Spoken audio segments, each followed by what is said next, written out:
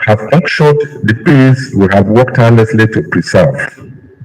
The ugly abduction of 38 worshippers in Christ Apostolic Church, Okenshegun, Eruku Community, Ekiti Local Government Area of Kwara State on 18th November 2025. The abduction of 25 school girls from Government Girls Comprehensive Secondary School, Magatown, in Kebbi State on 17th November 2025.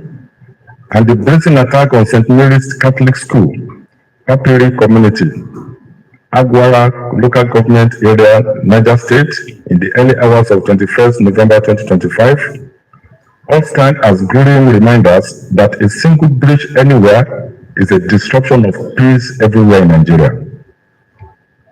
These incidents, though swiftly and professionally responded to, have created a momentary impression in some quarters that we are not working. We may not be doing enough, but definitely it is not that we are not working. We are actually doing something. But as leaders, we must hold ourselves to a higher standard. We have no excuses. We will not relent until all our vulnerable communities are protected against the attacks of bandits.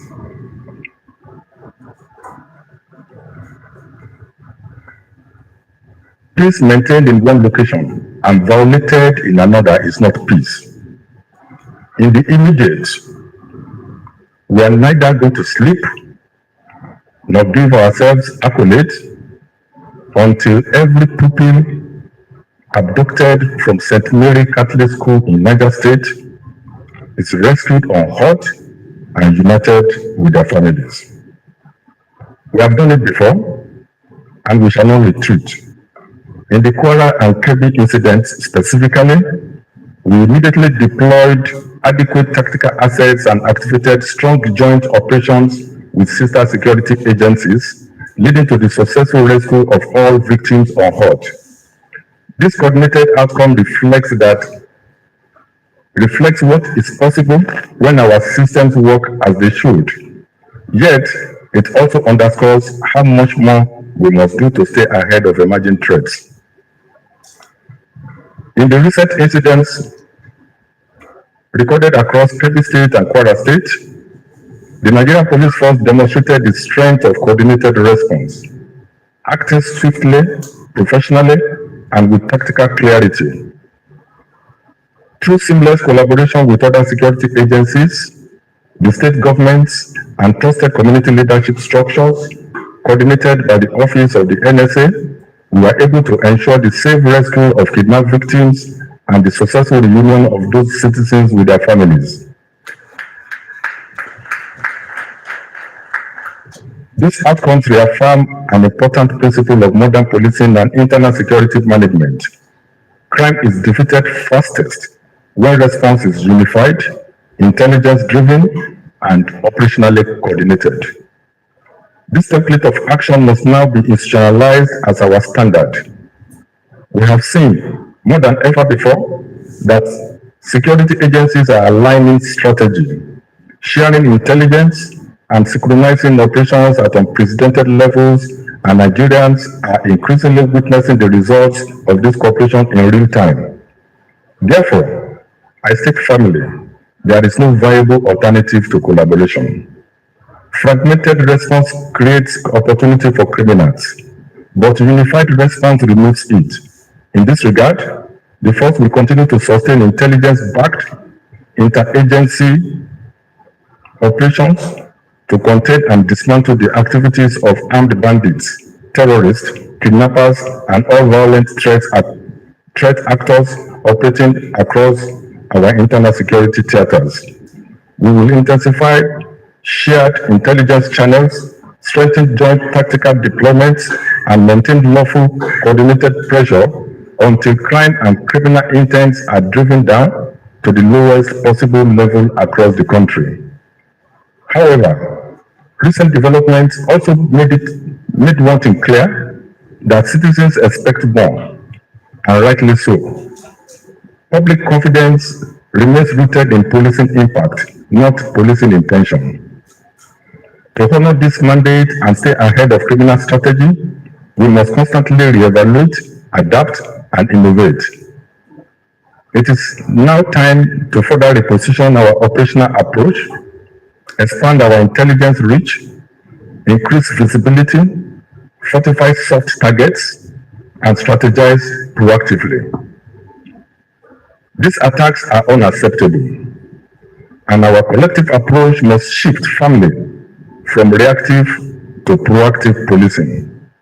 Criminal elements must not only be intercepted, they must be outmaneuvered, dismantled, and decisively subdued through intelligence-led operations and sustained policing pressure. The Nigerian Police Force is prepared. We are not retreating from this fight. We are advancing into it. And to win, we must implement stronger policing frameworks rooted in core fundamentals of modern law enforcement. Consequently, we shall employ the following enhanced policing strategies to deepen territorial security dominance, protect vulnerable populations, strengthen criminal disruption circles, and reinforce national safety during this critical season. The fight against violent crime is won first in the field of intelligence. We must build systems that see crime before it erupts. I hereby direct all commands, commissioners of police, to deepen your intelligence frameworks beyond conventional reporting lines. A dependable native intelligence network is not built only on desk officers.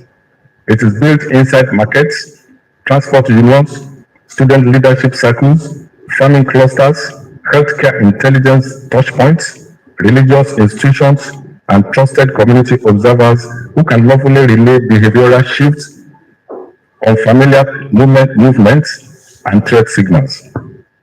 Local intelligence networks thrive when communities thrive. Therefore, their cultivation must be lawful, ethical, professional, and protected. Intelligence assets must be trained on confidentiality obligations and handled without exposure to political or social manipulation. As senior commanders, you must deploy intelligence response cells that analyze local patterns, interpret attack indicators, map crime migration corridors, and push intelligence to tactical patrol teams in actionable formats. Information without action is not intelligence. Actionable information deployed ahead of crime is intelligence. This network must also integrate open source intelligence awareness, forensic-enabled investigative tracking, rural informant engagement, cyber intelligence monitoring of criminal black trails, and tactical intelligence retrieval after every attack. Each major incident should generate an intelligence packet that predicts not just who attacked, but who may be next, where they may move, and how they may strike again. We must police forward and not backward. Community policing is not ancillary to national security. It is foundational to it, especially at this time where communities are no longer just witnesses to crime, but victims of coordinated assault. Commissioners of police must lead policing frameworks that structurally bind the police to grassroots influence networks, traditional rulers, town unions, local hunters, civil defense outfits, vigil groups, and youth organizations. Engaging community policing means building local shared ownership of security, not delegating authority to non-police outfits. You must establish joint community safety forums, conduct community threat profiling, institutionalize local crime watch desks, and build village-level rapid information channels that signal the police before criminals fortify positions. This is how threats are squeezed, not by occupying only highways, but by occupying the confidence, cooperation, and communication channels inside the people's spaces. When this system works, communities recover first from fear, then from crime. They feed information freely, respond to police direction willingly, grant operational legitimacy faster, and discourage criminals socially as much as they are discouraged tactically. Terror cannot permanently live among a people who are united with the law enforcement system, sworn to protect them. This is the psychology you must nurture in each state command. Criminals succeed most in environments where policing is sparse, irregular, or predictable. We must therefore flood the public space with lawful deterrence, not symbolic feasibility, but structured dominance of policing presence through layered foot patrols, highway confidence patrol convoys, community perimeter surveillance, and vehicular rapid response dragnets. Foot patrols should not be casual walks. They must be sector mapped, timed, locked, and intelligence guided. Commissioners of police must divide each command into micro-policing sectors with assigned patrol commanders, deploy night confidence patrol teams into unprotected settlements, optimize patrol routes using heat zone movement and analytics, and log patrol visibility hours as a key performance metric. Citizens must see us more often than they currently see criminals. Vehicular patrols must employ modern policing posture. Vehicle surveillance teams, convoy-style rural confidence patrol squads, mobile checkpoints built on lawful search protocols, rapid pursuit units, and targeted patrols that disrupt criminal transit, supply chains, and escape routes. Feasibility denies criminals time, confidence, and consolidation. That is why it must be relentless. Security rivalry helps crime, but security synergy breaks it. Commissioners of police must therefore operationalize real partnerships, not ceremonial alliances. Joint tactical patrols, shared intelligence briefings, operations backed by military cover when required, interagency radios in high-threat states, joint map-based operational planning, and unified response architectures that deny criminals inter-service loopholes. You must lead monthly intelligence roundtables between state security authorities. Establish joint tactical operations plans after every major attack. Deploy joint route domination patrols with the Nigerian Armed Forces. Integrate strategic information exchange with other security agencies, and expand lawful border crime tracking strategies, especially in frontier states like Kebbi, Niger, Sokoto, and neighboring security theaters. These partnerships do more than increase manpower. They increase authority of response. Operational. These partnerships do more than increase manpower. They increase authority of response, operational cover, cross-verification of intelligence, weather surveillance capture, and logistical burden sharing. Criminals cannot overrun a system that closes ranks against them. These methods are not mere protocols. They are proven policing fundamentals.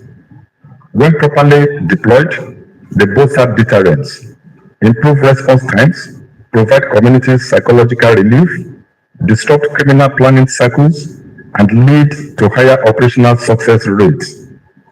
Nigeria wins when the police works ahead of crime rather than behind it. Our strategic success also lies in unity of action. We must sustain the ongoing partnerships. These audits should not be academic exercises. They must translate into deployment outcomes. Strengthen perimeters, increase policing presence, deploy anti-attack intelligence channels, assign intelligence officers for early warning detection, re-engineer local safety partnership frameworks with school principals, proprietors, religious leaders, faith institutions, youth watchdog councils, and township defense committees to ensure free flow of threat signals directly into tactical police cells. The recent presidential directive on the withdrawal of police personnel deployed for VIP protection is a strategic and deliberate realignment of our national policing priorities.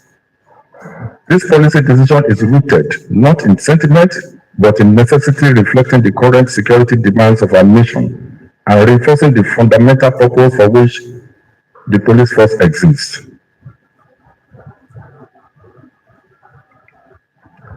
The protection of our people, the defense of our communities, and the safeguarding of public order. It's important to emphasize that this action is a patriotic, forward-looking, and operationally prudent measure designed to strengthen our manpower capacity for critical frontline policing functions.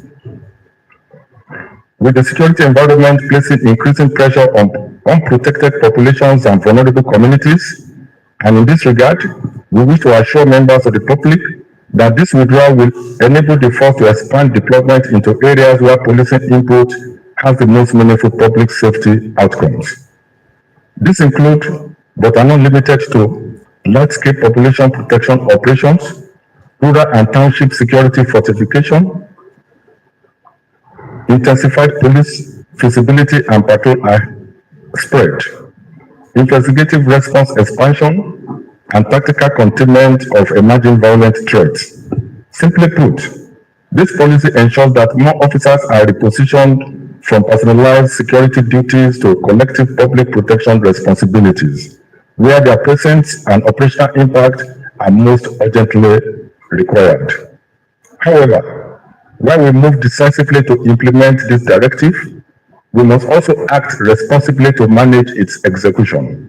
We are mindful of the risk of misinterpretation, misinformation, and exploitation by undesirable elements who may seek to capitalize on the situation for personal or political advantage, or attempt to create narratives that undermine public confidence. To guard against this, the force will release detailed implementation modalities in due course, outlining clear processes, timelines, safeguards, and accountability measures. These modalities will be communicated internally first and subsequently to the public through the appropriate professional channels in a structured and controlled manner. This phased approach is necessary to prevent opportunistic actors from weaponizing ambiguity, spreading disinformation, or impersonating authority in ways that could distort or compromise the intent of this initiative. We are committed to ensuring that this process strengthens policing, preserves institutional integrity, and eliminates any window for actors who operate outside legitimate security frameworks to mislead or cash in on the transition. However,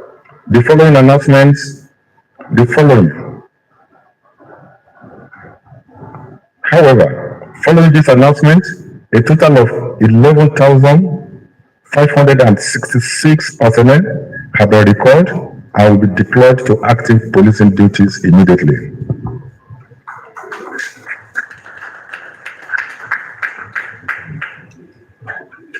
Let me assure you, senior officers, that this is not a retreat from responsibility, but a reclamation of it.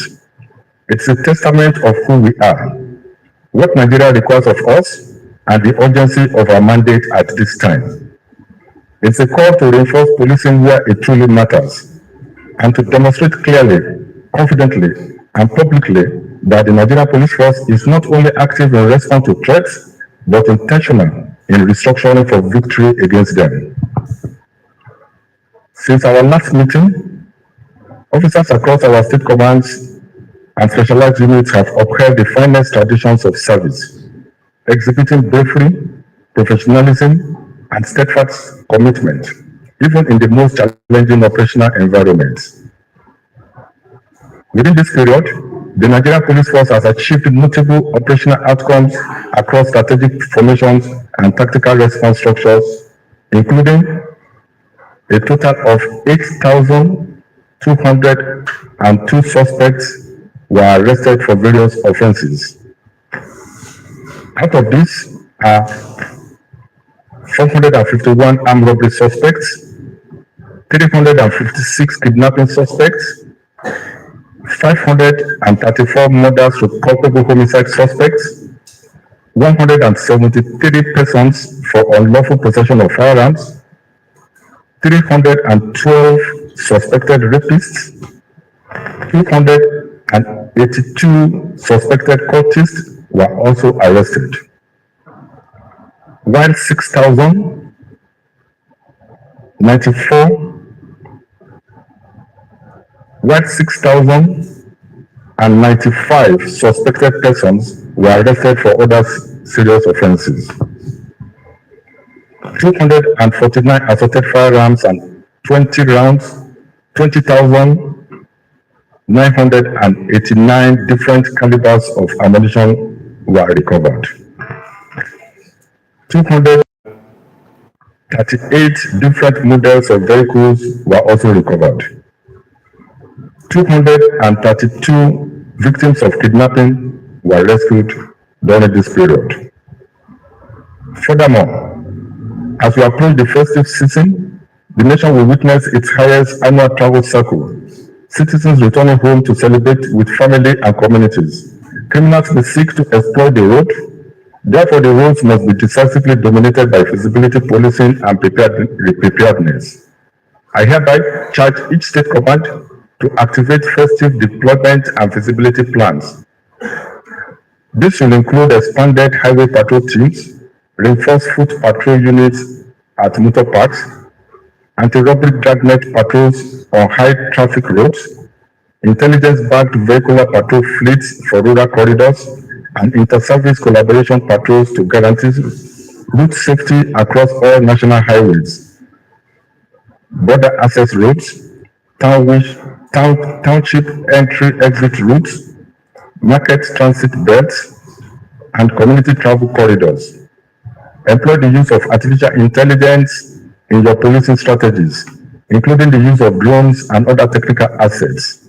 Every command must log feasibility hours and ground presence stretches as performance metrics for December deployment returns. Let me at this junction thank the President of the Federal Republic of Nigeria and Commander-in-Chief of the Armed Forces, President Bola Ahmed Tinubu GCFR, for his consistent leadership, strategic guidance, and unwavering support to the Nigerian Police Force. His recent pledge of renewed federal backing, especially towards strengthening our operational logistics, including recruitment, mobility capacity, equipment, revamping our training institutions, and welfare frameworks, signals the confidence the government continues to place in our institution.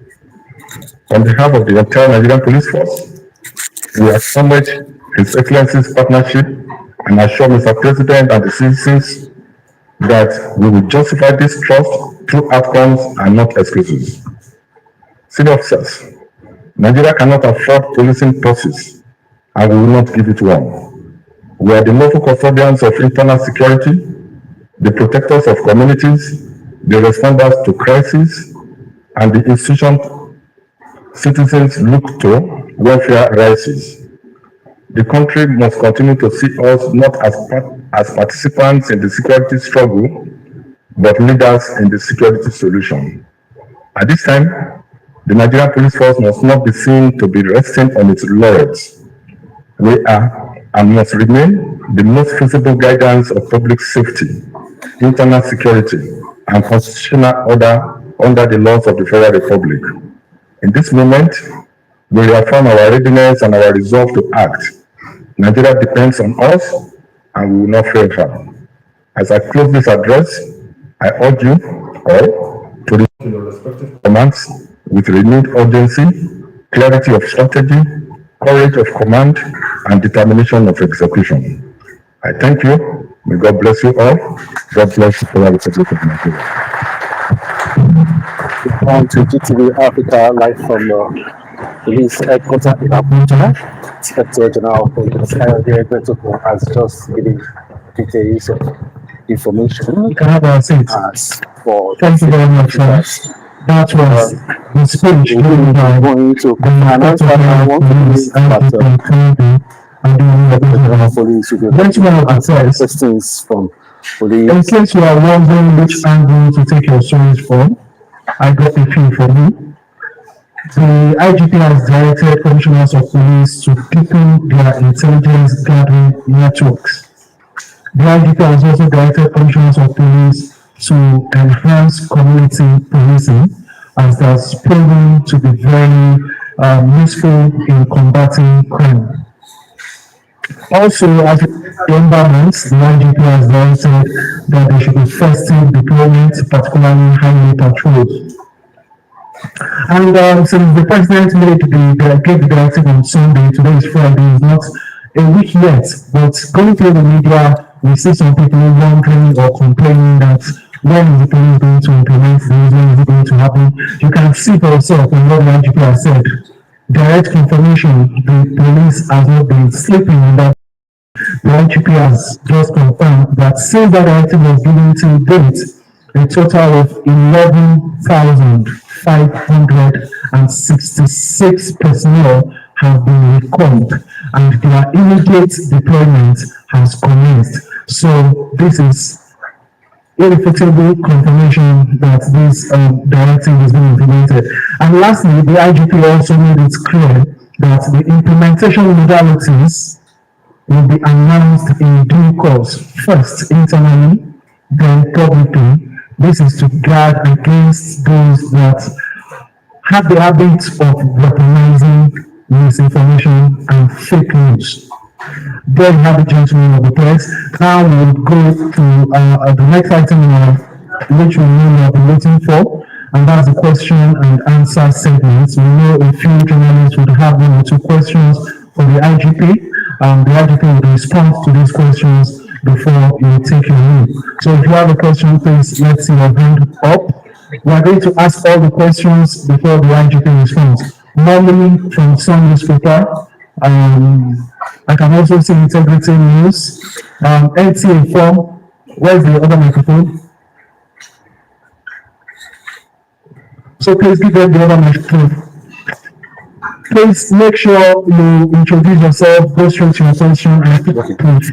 And please do not ask any question anybody has asked before. Thank you very much. My name is Molly Kirikara for the Sunday speaker. I discussed recently attached to the FCC minister engaging in physical fights with their smaller counterparts. I read the code of conduct of police personnel outside the police. I want to know what happened to the police personnel and what the customer has been doing to ensure that such acts of not be permitted.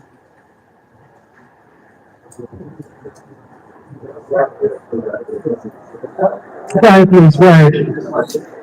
I know that we have been writing for 6 reporters. In October 2024, school protection squad was launched in this same law.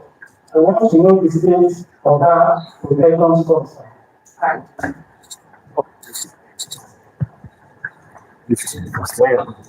No, not right. Good afternoon, Mr. IGP, sir. My name is Francis Paul of the Nigerian Technical Authority, NTA. 11,566 police personnel have been withdrawn from where they've been discharging their policing responsibility. Now they will be deployed to some of the areas where we're having challenges. Sir, I don't know if their welfare has also been put into consideration, because these are people, policing oil and gas. Not all of them, some of them policing oil and gas facilities. GC Center. Juicy bits. Yes. You're now moving them, taking them to GC. rural areas. So I don't know if their welfare is also, being taken into consideration. And sir, with the presidential directive to recruit personnel into the force, sir, we also like to know, are there modalities put in place to ensure that the police does not recruit the Bandits. people that are held bent on ensuring that the country is on its knees, and there are modalities to do that. And politicians that will come soliciting for recruitment of some of their constituencies. We don't know if, sir, there are also modalities to ensure that those politicians will vouch for the people that are being recruited into the force. Thank you, sir. Thank you, sir. My name is Benigal Lamikon. I have two questions for you, IGP, sir. Sir, number one, with thousands of discharged NYSC members in the country, bearing in mind that the technology-driven police will enhance current situation. Sir, will you be interested in engaging some of the discharged NYSC members that may be interested in joining police? The second question, sir. One of the trending news recently is about non-arrest of bandits during rescue of 38 church members in Kwara State. And I want to quote one of the trending one, written by Peter the Rock, Obi Movement. We did not arrest bandits because they came out voluntarily for the peace talk. Egbetokun, IGP of police. Sir, is that true that you said that? And if you said that, can you clarify why none of the bandits attacked or taken or arrested from the operation? Thank you, sir. Thank you very much. Arise News, Ferdinand Arise News, and Sifon TVC. Good afternoon, Nigeria. My name is Monday. I work for the News Agency of Nigeria. So my question is, yes, police have been doing well since this problem started, sir. So you did not tell us the number of people that were arrested in the course of rescuing the students. I want to know whether they are arrested or not, sir. Yeah, I think so. Thank you very much. Please do not repeat any question that has been asked. Your home Arise News, in please. Africa, questions are being asked. Good afternoon, IGP. I don't know whether you have any questions for those of you that are on. If you do not have, just indicate what is going on right in the house. What qualifies, persons will the police SPU unit still be functionary? And then these persons that we have termed VIPs, are they inclusive of government functionaries? Or perhaps just civilians? In other words, will ministers and other government appointees still have their police officers? And then we have also been opportunity to see recruitment take place in the last couple of years, particularly remembering that the last administration did permit that some recruitments are made. However, it has become, it is a challenge when you talk about the police, and then when you begin to look at statistics, there's need for appropriate statistics for better planning. IGP, sir, can we know the number of police officers that we have in Nigeria? Thank you very much. That will be the last question from Sifon TVC. Good afternoon, IGP. Good afternoon, senior officers. My name is Sifon TVC. Two questions, sir. First is the question, second is the clarification. We just a while ago got a piece of news that the Anglican Communion in Kaduna confirmed the death of Reverend Edwin Achi, the priest of the Beniza Anglican Church in Chifu local government area. He was abducted alongside his family on October the 28th. We also gathered that his family is still in captivity. We'd like for you to react to that. And number two, following the announcements or the directive by the president following the security ethics, we'd like to know how the police would be handling recruitment, looking at the number, the large number that has now been directed to be recruited, and the fact that, well, we understand that the directive also includes the fact that NYC camps should also be used. We'd like to see the logistics. How do you intend to use NYC camps if at all, considering the fact that crimes are also being used for certain purposes? Thank you very much, sir. Thank you very much. And that was the last question. Now we'll get the response To of the the IGP. Inspector General, Thank you, sir. he's going to be reacting to major questions asked.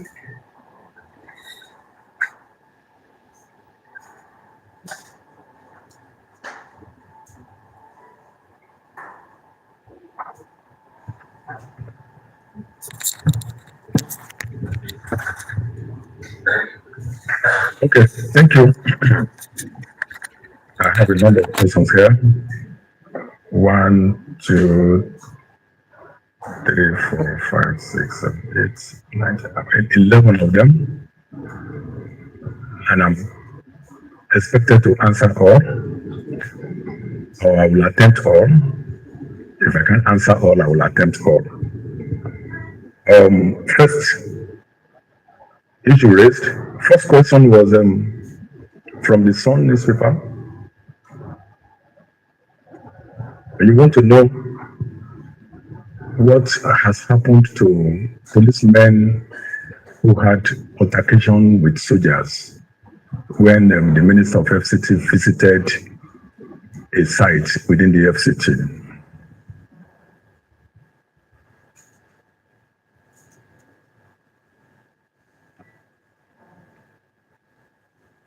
I wasn't at the scene of the altercation, and I have directed that what happened there should be investigated.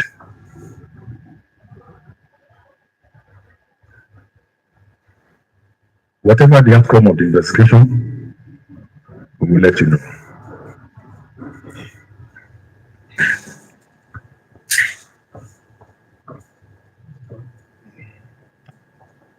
Then Swift reporter, you wanted to know what is happening to our school protection squad. Yes, our school protection squad is very active. They've been doing a lot.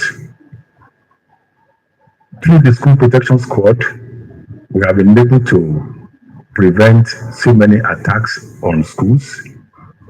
We have been able to protect many of these schools. The fact that one or two incidents happened, does not mean that several incidents have not been prevented. Or it doesn't mean that we are not doing anything at all. There's a lot that we are doing. And what happened is unfortunate, and we don't have excuses for it. And if you listen to my speech, I made it clear that we are not going to relent until all our vulnerable communities are protected from the attack by criminal gangs in this country.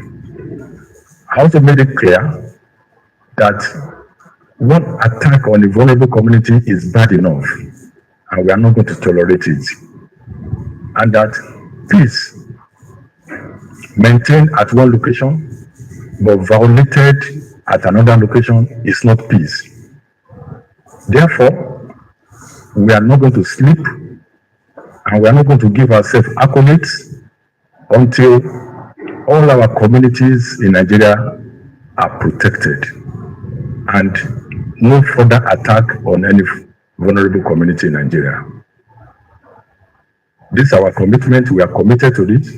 We will do everything within our resources. We will continue to improve on our strategies.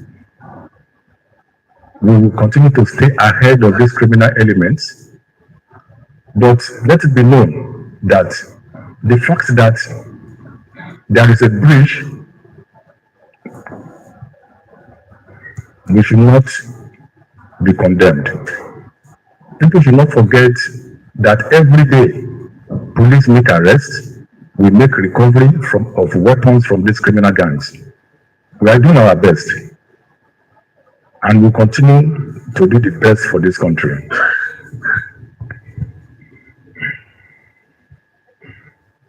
NTA, yes. Yes, we have already withdrawn 11,566 personnel. We have given directives for that. I have seen some things posted on the social media, misleading. People are quoting figures. Figures, I don't know where they got their figures, where they said that 120,000 policemen in Nigeria. These are lies, not true. I don't know where they got their figure from. And that's the figure that's being brandished everywhere. That 120,000 policemen. How many are we in Nigerian police that would attach 120,000 to private individuals?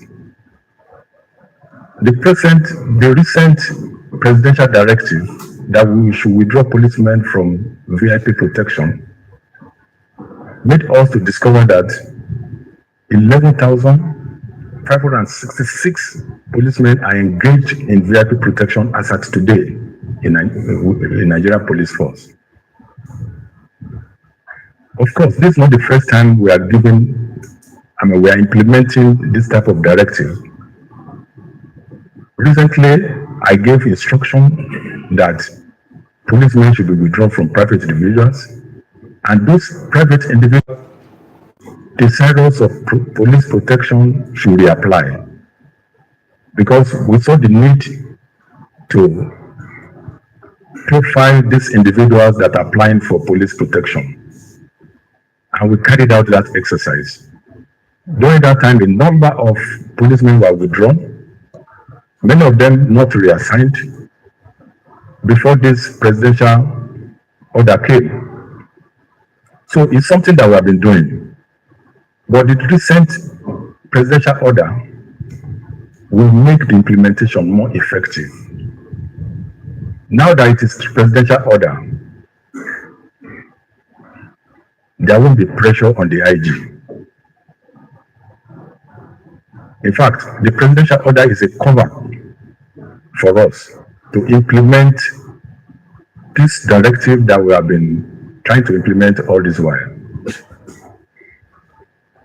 So you can see that the implementation is going to be more effective this time around, because I know that nobody is going to call IG again that, please, these are my people. No governor is going to call me, no minister is going to call me. My friends, my family members will not put any pressure on me because they know it's presidential order. And I'm sure they are not going to put any pressure on any of my commissioners of police because they know that this is presidential order. So the implementation is going to be very effective this time around. And we are going to deploy these men to the areas where we need them. We are returning to our frontline policing function, especially at this critical time. Every time we are talking of manpower need, manpower shortage, and now that we have surplus of 11,566 that are coming, we are redeploying to core policing functions, is going to help us a lot. We will not neglect the welfare of these men. Mr. President, who gave this instruction, knows very well, he knows more than all of us. He knows very well that the welfare of these men is important, and anyone we are sending to the rural communities, to these remote communities, their welfare will be taken care of. That I can assure you.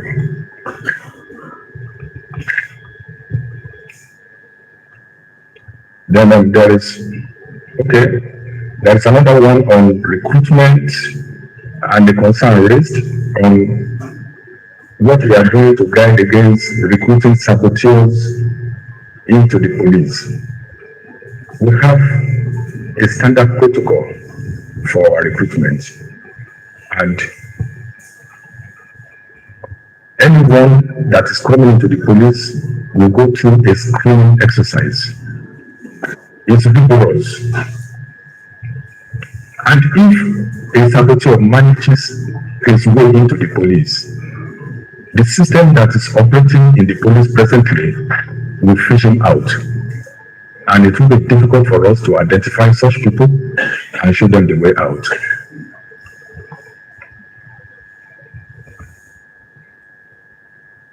There is the other one on NYC, then NYC camp to be used to train police recruits. Yes, it's going to be the first time we are going to experiment that because of the emergency situation that we are in right now. Mr. President is very passionate about increasing the manpower, addressing the manpower shortage in the Nigerian police force. And he wants us to recruit as many as we can at this time. So if we will assess the NYSC training camps, those ones that are suitable for our training, we will accept them. It doesn't mean that every NYSC camp will be accepted for training.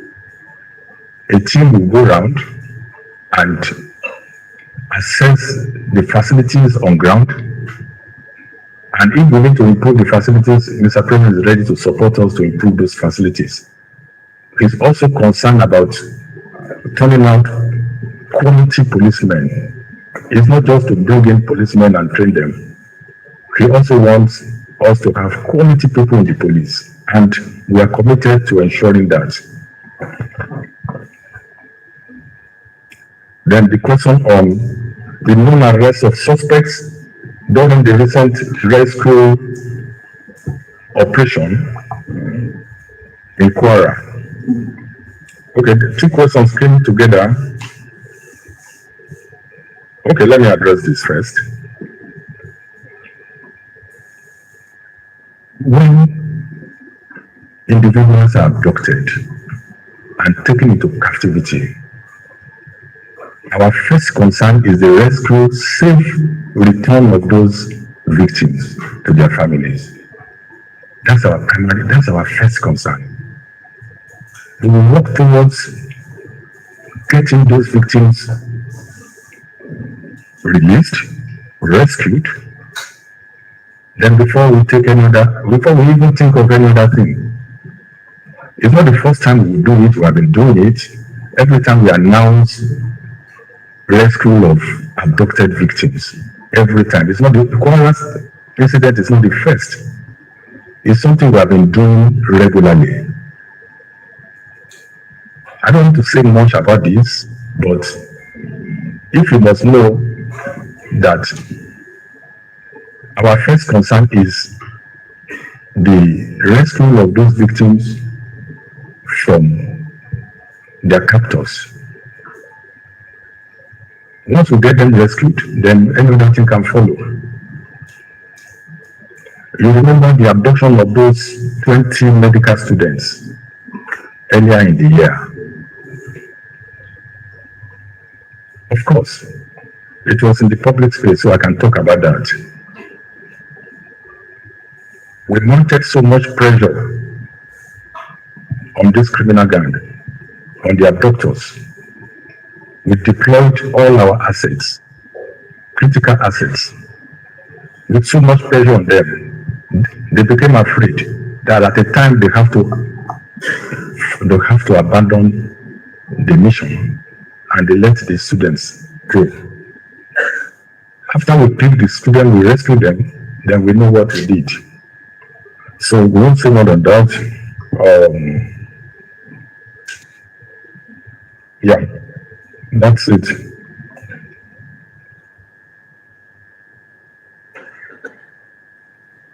Okay, then another person wants to know, there was a statement that has been going viral that the Inspector of Police said we didn't arrest the bandits because they voluntarily released those victims.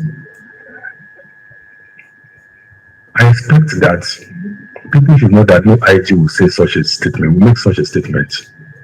No IG will make such a statement. That's why I didn't bother to respond to it. I'm talking about it now because somebody asked that question.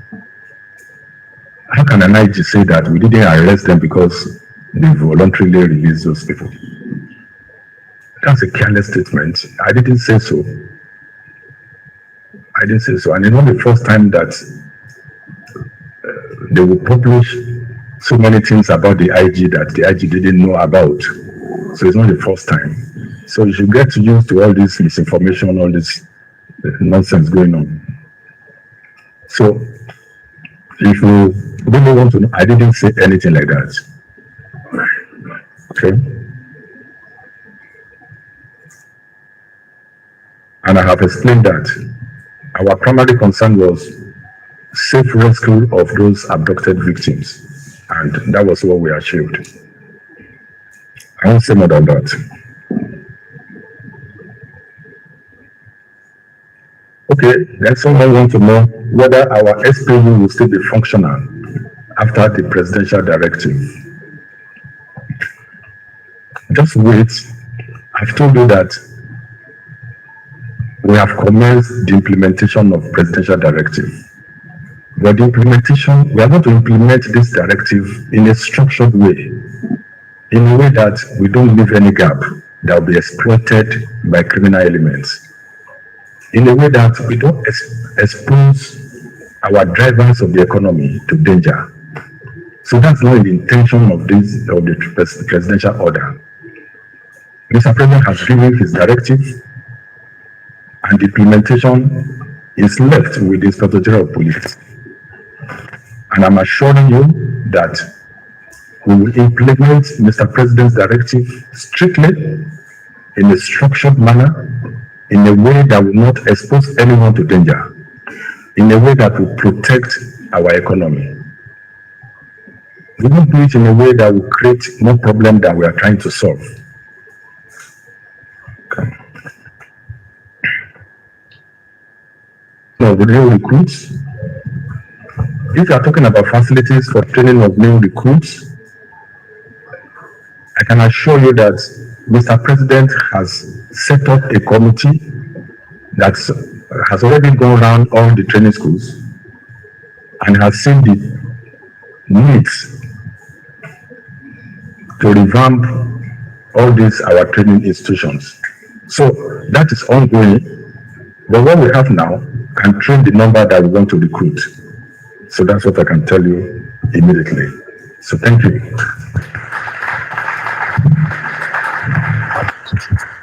Thank you very much, gentlemen of the press. I'm sure you are very happy the IGP has answered all the questions that have been burning in your mind. Thank you very much, gentlemen of the press, for making it here today.